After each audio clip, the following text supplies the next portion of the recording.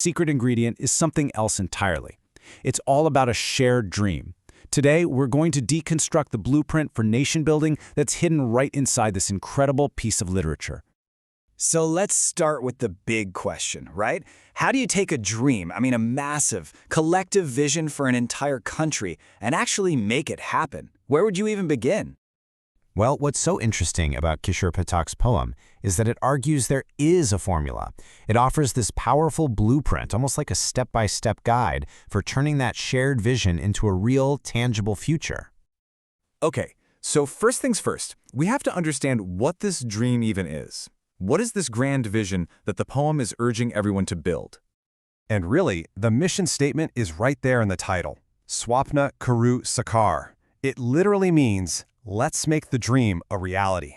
You can feel it, can't you? This isn't some passive, hopeful wish. It's an active, urgent call to action. So what exactly is this dream about? It's a collective vision for a nation that's not just prosperous, but is respected all over the world. A nation that's truly glorious.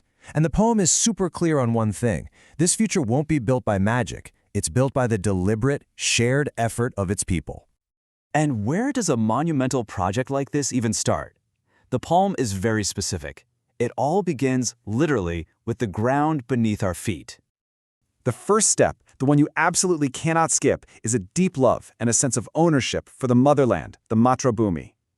This connection is presented as the essential foundation. You can't build anything else on top of it if this isn't there first. What's really fascinating is how the poem personifies the land itself.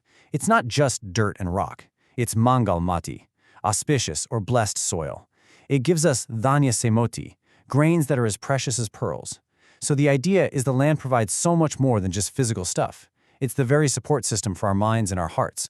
All right, so we've got the foundation set, but who supplies the energy? Who's actually going to drive this dream forward? Well, the poem points to a very powerful engine of progress.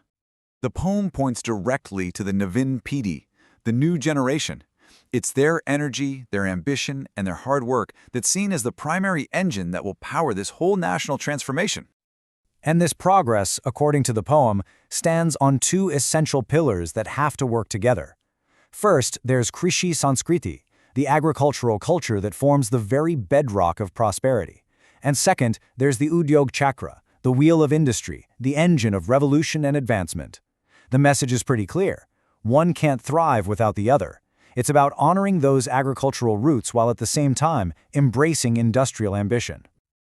But, having a strong foundation and a powerful engine, it still isn't quite enough. There's one more element needed to bind it all together and make it truly unstoppable. The poem argues that the secret ingredient, the real binding force, is captured in one crucial line, Sarvan Se Ho Ek Manta. Let there be a single, unified mindset among all. And you can see the logic here, right?